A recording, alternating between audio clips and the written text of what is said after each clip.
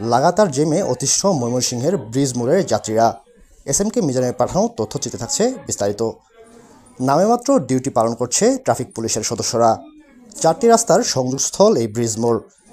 সাংবাদিকের camera on করার সাথে সাথেই জ্যাম ক্লিয়ার করার জন্য বেপরোয়া হয়ে পড়েন কয়েকজন পুলিশ সদস্য।